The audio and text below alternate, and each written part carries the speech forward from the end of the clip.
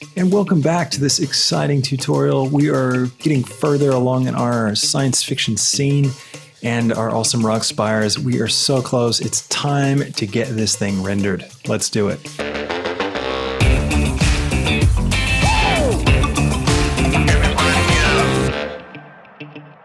Okay, welcome back. So here's our scene that we finished off last time. Now, I remember last time we polished off the scene. We really worked out what made it look awesome, and we turned things up to 11, as you do. So we've got our finished scene now. We've done everything we need to do. So it's time to set up the render passes. Now, rendering in cycles is it's something that can be very complicated, but you can also work with the base samples and get away with a lot. What I'm going to do is I'm going to give you kind of a loose overview of how this works and how we can set things up to get a render so that we've got some options in our composite. Okay, so first off, let's head over to our renders tab. Of course, that's the little DSLR camera icon that you see here. And we're set to cycles and we're set to GPU, which is what we had previously. And we've been working on the this here viewport at 10 samples and render at 128. Now, of course, you know, like everything else, the viewport, this is just what we see when we're in viewport mode. But in render, it's going to hit it with 128 samples. And basically, the higher these numbers get, the longer it takes to resolve the image, but the more detail you get. And they remove the grain. So you get this there's tons of grain. It's a real grainy image all through here. You can really see it there. It's really bad. So this means it needs more samples to resolve this. To get a nice smooth image, you need to hit it with a lot of samples. Or we can use something called denoising. There it is. I got it right. Denoising. All right, so we'll get to that in a bit. But first off, let me talk you through some of these other bits just so you're familiar with what is going on. Now, color management, this is kind of important. So color management basically is how is the computer going to handle the color and how is it going to display it? So right now I've got my display device set to sRGB, which is the default. And sRGB is basically, it's a computer monitor. It's the display style of a computer monitor. And this is usually what we're working in. There's really not many, you really don't have to switch that very often. You can pretty much always keep that there. View transform is what's it going to do to the view, to the image that we see here. So right now it's set to filmic. If I set it to standard, it's going to get a little bit darker. Filmic log, it's going to really brighten things up.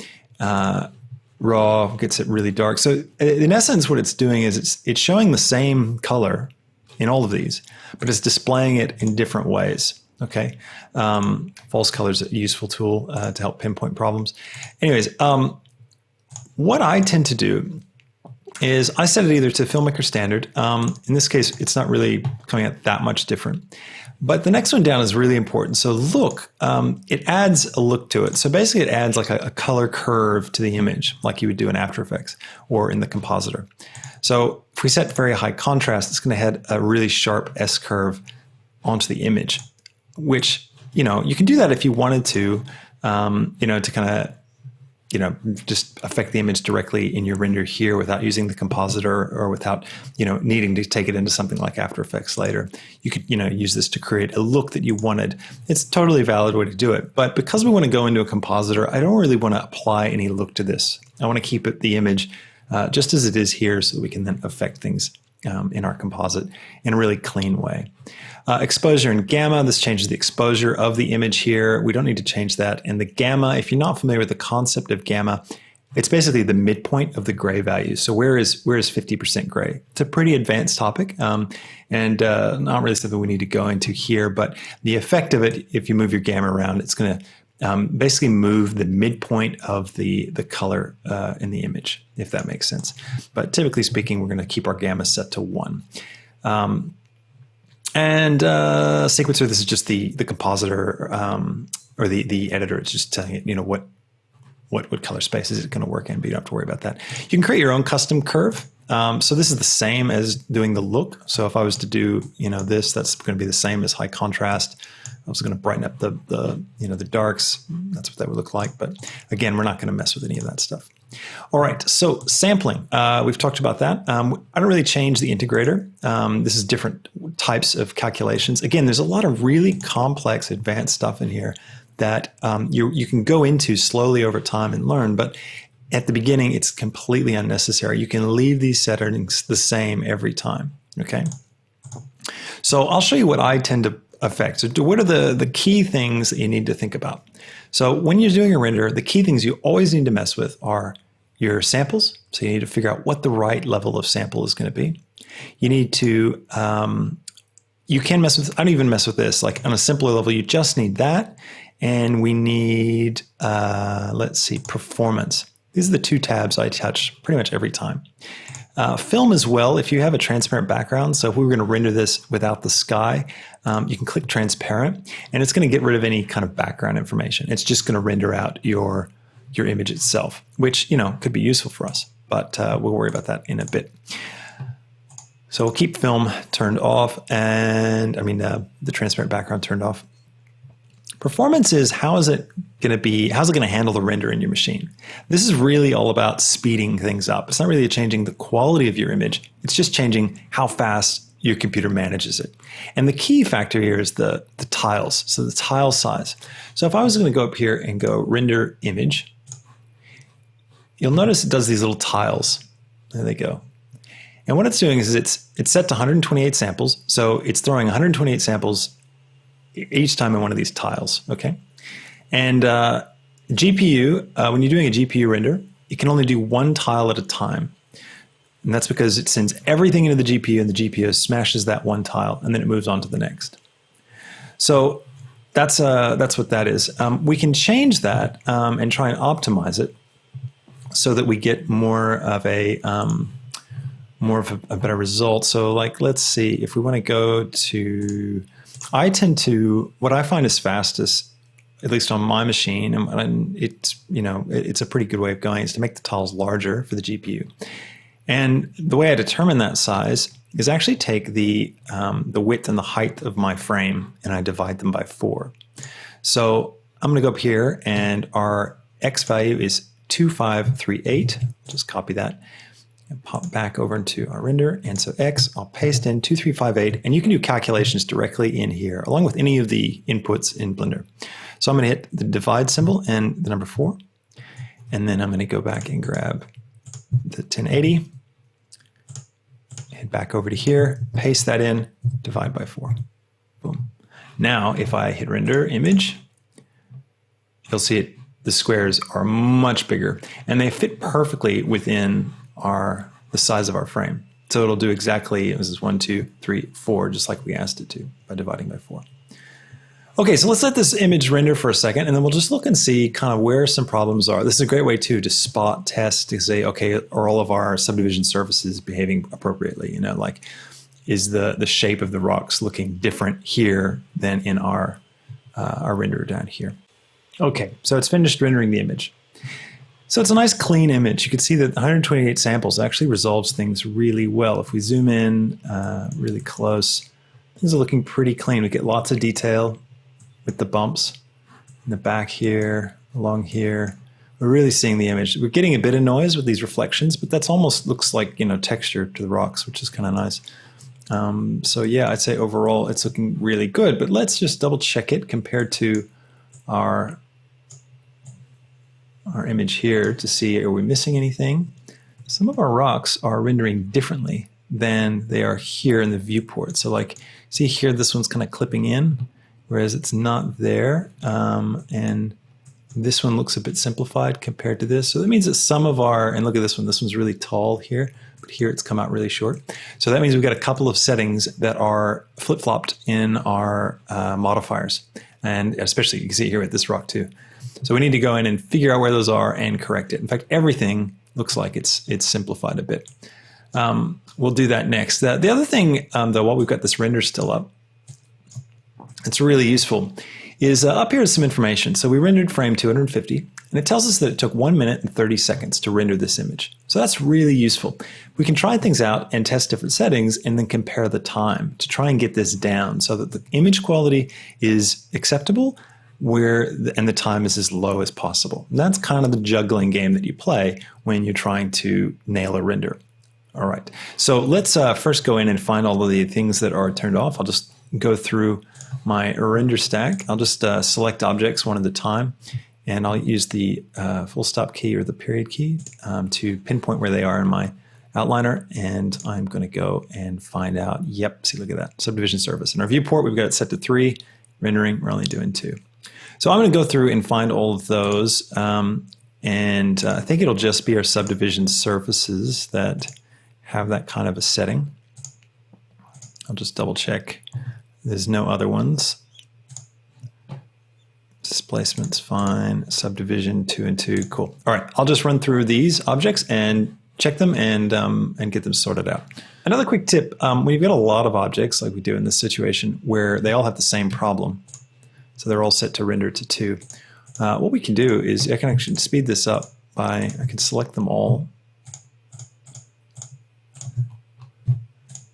and then what I can do is I can hold down the Alt key and click, and what that'll do is that'll change everything that it matches all of them. So all of these have a subdivision surface as the first modifier, and so by selecting all of them and making that value change, because they all match, they'll all change together. So that's a really great way to speed that up. Okay, so now it should match. So let's just check that again. I'm going to draw my samples down a bit. The other thing that's going to help us out, I'm going to switch this view to the Compositor. So this is where we can create, do compositing. We can use this instead of After Effects. I do find that there's a lot more tools and flexibility in After Effects though, so we're going to finish this out there. But first thing I can do is I can click on Use Nodes. If you don't see this, click Use Nodes, and that'll make this appear. And then we're going to click Backdrop. If you can't see it, zoom all the way out, or you can hit A for all and hit the full stop key, and that'll zoom things in. So if you can't see it, hit A, full stop, it'll zoom right to it. So this is that last image that we rendered. And let me get up our render view window. And this over here is really helpful. So right now, this is stored in slot 1. Slot 1 has a view layer, and there's a depth pass and a combined pass. So this shows us everything that we've rendered. So what I'm going to do is I'm going to compare. I'm going to move to slot 2, which is empty now.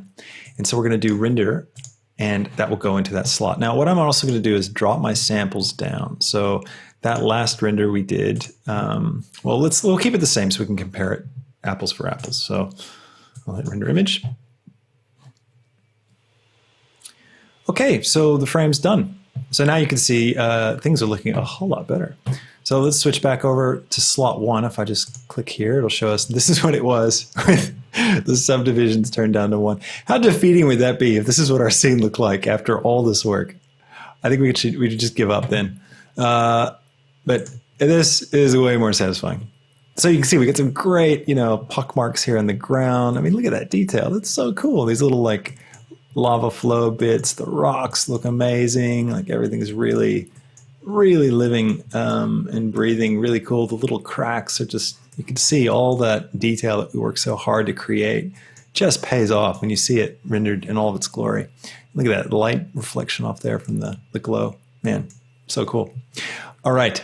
So we can compare now. So this image, we didn't change our samples. So this image took 1 minute 30 seconds, and this one took 1 minute 44. So the increase in time comes from that increase in geometry. It's got more geometry to think about.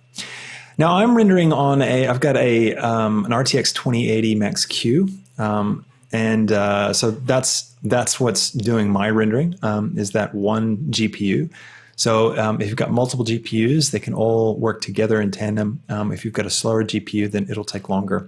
It's pretty much pretty equivalent as you increase your speeds. It's all about the CUDA cores. So if you're shopping for a good graphics card for your Blender renders, you want to make sure you've got as many CUDA cores as possible.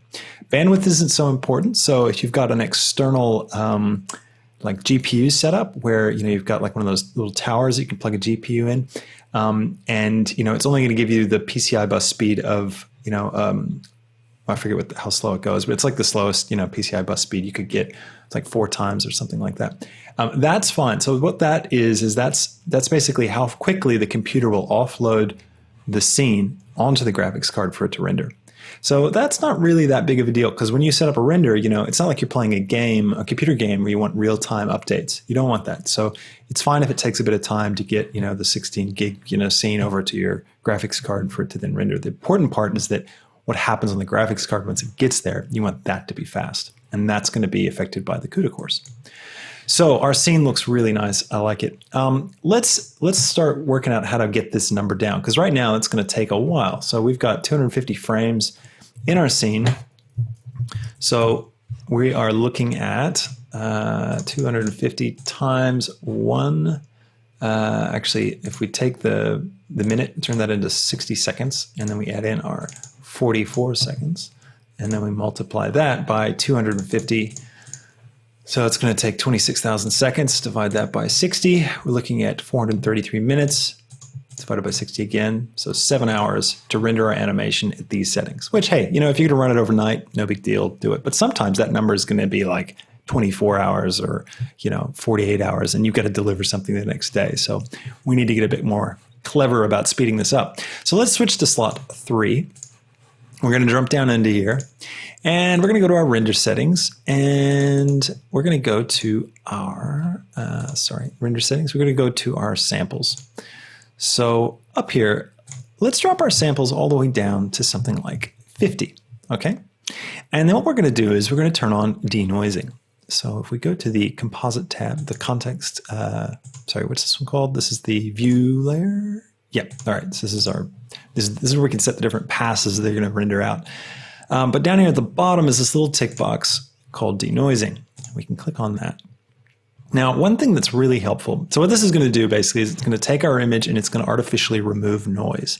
It's going to average and blur sections that are noisy to try and get rid of stuff. It's actually pretty effective. It can look bad if you don't have enough samples, but there's a sort of a middle ground where it starts to look really good. This is only going to get better as Blender improves. So the next version of Blender that's in beta at the moment is going to be using an AI denoiser, which is all the rage at the moment. A lot of things are implementing AI denoisers, and they're great because they can understand your scene and understand what's in it and begin to then get an even better noise reduction and resolve, you know, what pixels should be where. So that's going to be really great when that happens. But in the meantime, this is still pretty good. Let's also turn on, so these are all the different render passes that we can get. Now, render passes and render layers is a really complex topic again, because you can go up here and create a whole bunch of different render layers and create different settings, and you can change materials in each of these layers, and you can get really crazy node graphs in your compositor, and it's kind of beyond the scope of this tutorial. We can focus on that if you guys are interested. Just let me know in the comments. We can do a tutorial about it in more depth. But again, just focusing on that top level, you know, what do I deal with on a usual basis when I'm just quickly trying to get some renders out? I'll just leave these settings as is. I don't really change these. I tend not to use mist or UV, vector normal, object index, material index. I just kind of keep the combine and the Z pass, and we can explain the Z pass in a bit. But in this particular case, I'm going to turn on denoising data. You can see what it did is all of a sudden it gave us all these different render layers that we can view and look at. We can also turn on all these guys here if we wanted to, but let's start with this and just see what it does for us. 50 samples with denoising turned on. All right, so pull up my view render, just make sure, yep, we're set to slot 3. So let's render the image. So you can see it's moving a lot faster. Right here are the samples that it's doing as it's doing it live. So 50 samples finishes, and then it pops in and it will denoise a few tiles. All right, so the image is done rendering. All right, so we can compare. This is now 54 seconds down from 1 minute and 44. So it's almost a full minute quicker. And if you look, the difference is not that great. It's pretty subtle. You really see it, for example, in here. If we switch to slot 2, we get all this extra detail, these little pinpricks. If we go back to slot 3, it's really kind of smoothed that out. So it's a matter of deciding what you're willing to compromise on. I'm actually going to get rid of my scene view by just dragging that down. And I'm going to create a new node called a viewer node. Now the viewer node is how you can look at your image. The composite it's like saving. It's this setting here, output, there it is. So whatever you put here to save the file, this is the bit that's going to save this. So whatever you pipe into here is going to be saved according to these rules. So let's have a look. So we can plug this in and boom, there's our image. Now you can move if you click on the viewer node itself, you get this little thing that appears, and we can like scale it down. And oops, too much. It's a little bit of an annoying thing because you can't like move around. It doesn't stay put. Your nodes are what move. So let's have a look at some of these. So let's look at the noisy image. So this is the original image, and you can see it's pretty noisy. Let's if you hit Alt V, you can zoom in, and holding down the Alt key lets you kind of move it around.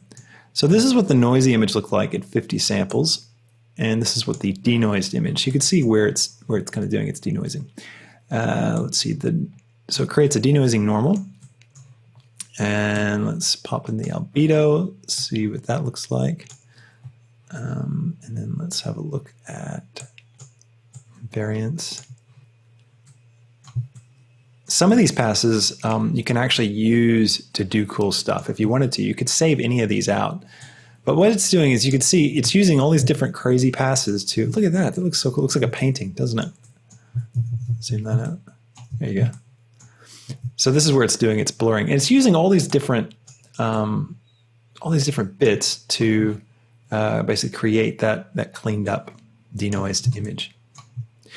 Now, what I want to do though, swing that back in. So look at our noisy image again. There's something that is important to consider with a scene like this. We've got all these rocks. There's a lot of pores and texture in these rocks. Sometimes a bit of grain actually can do you good. It can help make things look more realistic. So if I was to render this right now, you would have this grain pattern, and it stays static. So it's almost like I've put a piece of transparent image on top of my image with this little grain image. As the camera moves back, that grain's going to stay put. It's not moving, so it's not like film grain that's like static. It's like static on a television. It's not going to move at all. So it just stays still. We can change that in our settings. So if we go back to the little DSLR, we can actually open up in advanced. And right now, the seed, this is basically the seed pattern for the noise. So it stays the same through the whole render.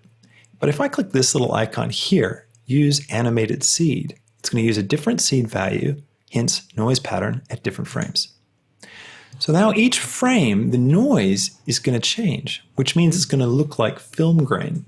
Okay? It makes for a noisier image. It's kind of staticky and noisy, but it's a great way to kind of, like one of my plans is when we get to the composite, I want to add grain to this. Anyways, I'm going to add some grain to make it look more realistic. Grain really makes images look real.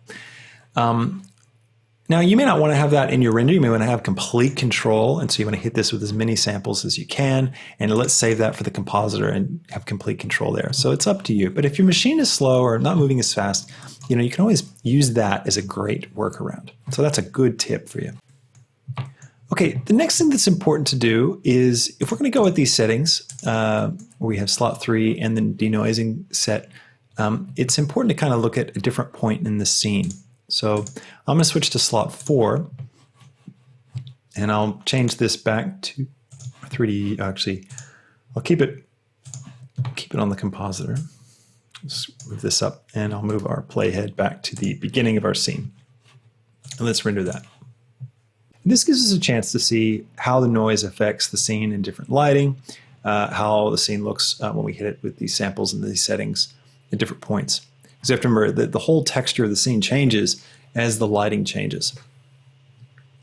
All right, so that looks pretty good. I'm still happy with that. I mean, you can see here it's very clean on our egg, which is the center point of our focus, which is fine. And some of these look a bit too smooth and not very textured, but that's okay too, because we're gonna knock a lot of this back by creating atmosphere in After Effects. So I think this is working on both the beginning of our scene and the end. So I think this looks really good.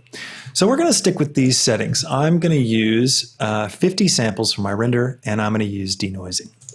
And yep, there it is, turned on. Now, I don't want to save out any of my denoising data, so I'm going to turn that off. I'm not going to worry about any of that, but I am going to turn on Cryptomatt. The Cryptomatt it's a great way to create passes that we can use in our composite, okay? So all you do to turn it on is just select if you want material, asset, or object. These are all just different ways. It will create mats based on the material that's applied to the object or based on the object itself. So we've got these different spires or different objects. So I'm going to create an object Cryptomatt. So let's come over here, and in our compositor, I'm going to hit Shift A, and I'm going to look for, it's called a Cryptomatt. Okay, so there we go, there's Cryptomatt. Now, what we plug in is the image. So the final image goes into the top node, and then our first object pass, and then the second object for Cryptomatt, oops, and the final one, the fourth, or the third there. And now what we can do is in our viewer, we can select pick. Now we're going to have to run our render again because these weren't active when we did our last render. So we'll need to render that so we can see what's actually in the scene.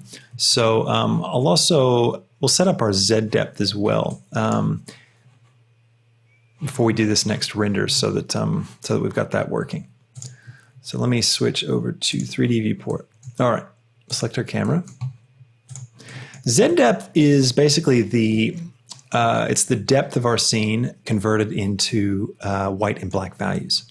Now, the way we set that up is we need to have our camera set up with the clip start and end need to be kind of within the bounds of our scene itself. That's how it determines how far it needs to go to create the white and black values. So to help me do that, I'm going to turn on viewport display. I'm going to turn on limits. Okay, so right now you can see our end clip is it's like astronomically far, way too far. So we're going to bring our clip in all the way. Where is it? It's getting closer. Is it getting closer? There it is. Coming right in. Yeah, so I'll show you the effect of this. We'll jump into our camera, and I'll go to the end of our scene. So you can see it clips what it draws. So if I drag that in, it's going to get rid of our scene completely. So what I want to do is drag this out just far enough so that the final objects in the scene are visible. I'll just go a little bit further. I might even just set that to 100. Same with the clip start. If I drag this up, it's going to start cutting things away. Now you can actually use this to do cool stuff. It's a pretty neat effect. But let's drag that. I'll go to 1, and let's just drag through our scene to make sure nothing's getting cut off. Yeah, cool. We don't see anything being cut.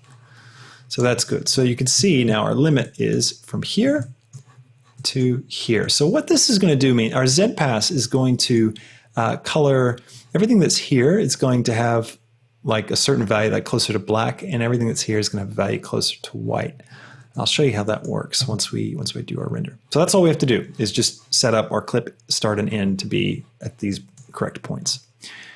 Okay, so let's go render an image again. We'll let this render. Okay, so our render is complete. I'm going to just minimize that, and I'm going to switch back to our compositor. Now you can already see it's working. So it's rendered everything that we've asked it to in our render layers tab here.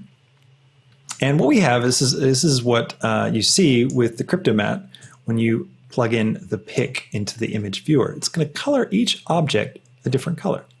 Now what we can do is I can click the add button and let's say click our egg. It's going to create a code here that represents the egg. And now if I switch from pick to image, it's going to give me the egg by itself. And everything else is going to have transparent alpha. Now this is so useful for easily creating mats. You can also just export the mat, which is the black and white image that represents what to cut out. So we could pick all kinds of stuff and create custom mats. So let's say I wanted this one and this one and this one in the ground. And now if we check out what the mat looks like, you can see it's appropriately added those objects together. And there it is. You can see the things that are in front are cutting things off, so it's not going to render those. It's just rendering what we want. So this is awesome for creating custom passes to really get exactly what we want. It's such an effective system. I love it. So I'll plug pick back in. Okay, so I'm going to use this to create a mat for my egg. That's I'm going to just click on this and hit delete to clear that out, and I'm just going to add the egg. So I'm going to do a mat for the egg, and let's see. I might separate sort of these foreground objects and some of these background objects. Actually, no, we're going to use our ZPass for that, so that's not that big a deal. One thing you can do that I find really helpful is if you want to use your Cryptomatt, but you're not sure what you want to use, and you'd like to just save out the entire Cryptomatt, we can actually do that.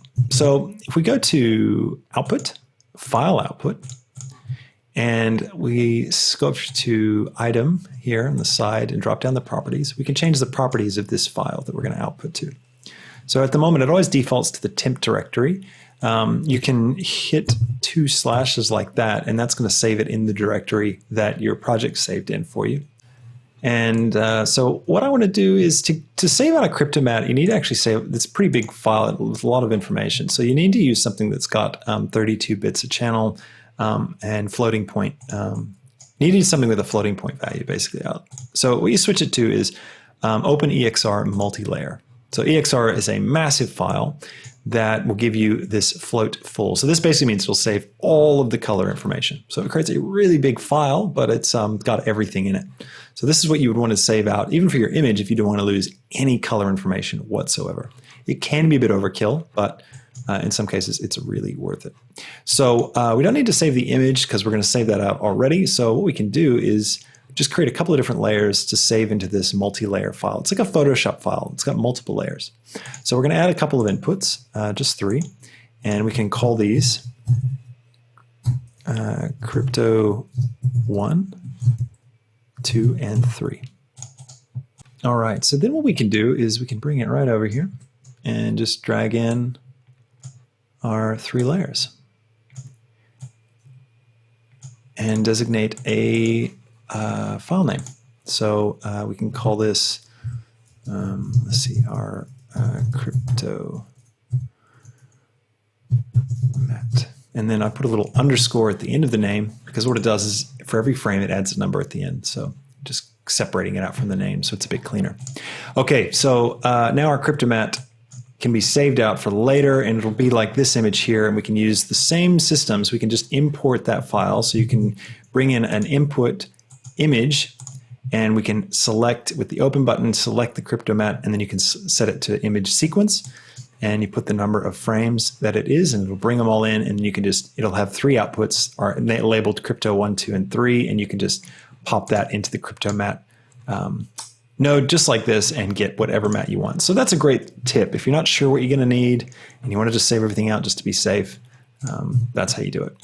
I'm not going to worry about that because I know all I want is the egg. And then the other thing I want is my depth pass. So let's have a look at the depth pass. If I switch that over to image, you can see it's just white, but we're actually looking at number values that represent on a floating point level, basically the position of things in space. So it's such high values and such low values, it just blows out to white when you're looking at it on a normal monitor. Even if you had an HDR monitor, it would blow it out. So I can use a node here, normalize. It's called normalize, and I can pop it in between the two. And what it's going to do is it's going to scrunch everything down in between white and black. So we've got that now. So everything that's close to us is black, everything that's far away is white.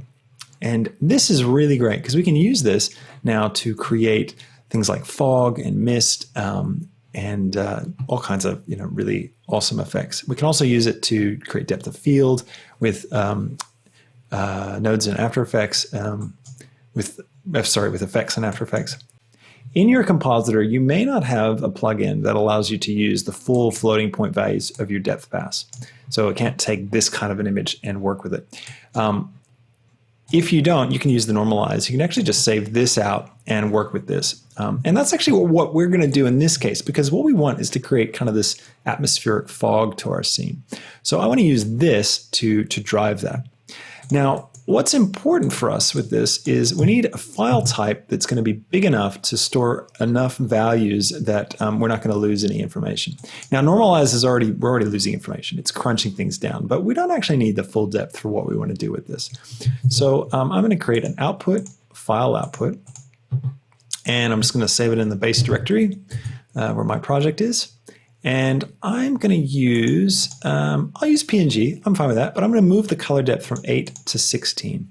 So I want to basically keep twice as many bits per channel, if that makes sense. So what's your color depth? So if we go to 8, it's going to actually remove some of the information. So some of the values between of this gradient are going to go away. So I want to increase that up. And I'm going to give this a name. I'll call this, let's see, we'll just call it depth. Actually, we'll call it, because it's not really the depth path, so we'll call it some fog. I'll do it under underscore again so it can give us little numbers out. All right, we're going to use the node format. That's all fine. Yep, compression fine. I don't really touch that. So great. So that'll be good. So I will export this here. Okay. Then the final thing we want to do is save out the full image. So our beauty image. So, sorry, we need to set up our file output for our matte as well. I'm going to save just the Luma matte like this. So let's Shift D to duplicate, and I'll drag the matte into this one. And we don't need 16 bits for this. We could just work with 8, but I'll just leave it 16. Why not? All right, so in this one, I'm going to call, instead of fog, I'll call it egg matte. Great.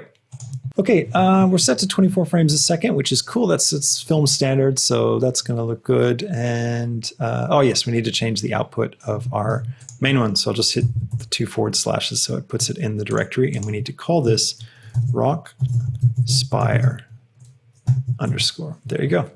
All right. Now we're set to overwrite. We don't need placeholders. This is if you're rendering with multiple machines, you can have it create a placeholder file and tell it not to overwrite, so that if another machine starts rendering, it'll create the placeholder. And if this one starts, then it won't cover over it and do the same frame. It'll move to the next frame, but we don't have to worry about that because we're just using one machine.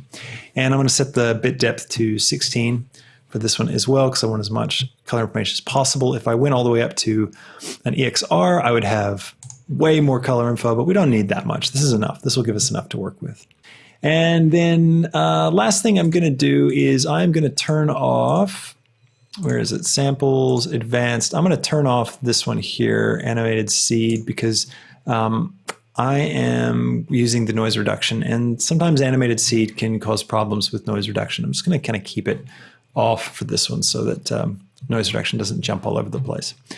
So what we're going to do is in After Effects, we're going to create some distant land masses that create even greater sense of depth into the scene. And these land masses, they're not going to be in our render. So we need to be able to insert something behind all of the stuff in the foreground and in front of our environment. So we need to be able to separate those two things. So to do that, what we're going to do is head over to our Render Layers tab, and we're going to open up underneath Light. We have all the different light passes we can separate, and right down here is Environment. We're going to tick that box. That adds it over here, and then we're just going to take our file output, we'll duplicate this, connect up the environment pass, and we're going to name this background. Great. Now we've got a separate background pass.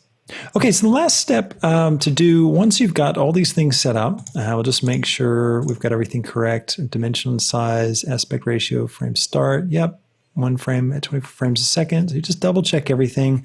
We've got file extensions turned on so that it'll save it as a PNG file. It's good.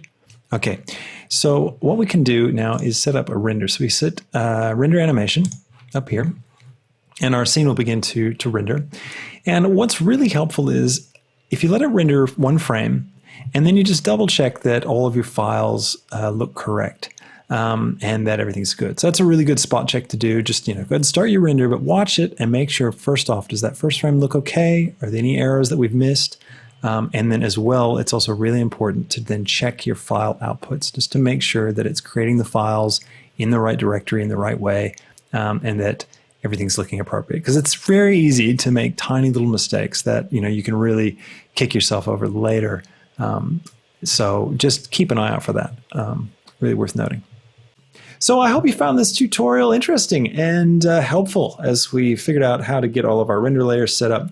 Next tutorial will be our final tutorial. We're going to go into After Effects with all these files and do a composite and get it looking good. If you want me to show you how to do a composite in Blender, it won't be the same, won't be able to do quite as much, but if you're interested in that, please let me know in the comments and we can do another sort of supplementary episode just to kind of tag that on so you've got that full picture. But yeah, thanks so much again for watching, and really appreciate your engagement and interest in all this stuff. Please hit the like button and the subscribe button. And if you want to find out when all the next episodes come out, just ring the bell. I'm putting together the next series as we speak, so stay tuned for information about that. Really hope you're enjoying it. And yeah, let me know any questions you have in the comments. Have a great day. See ya.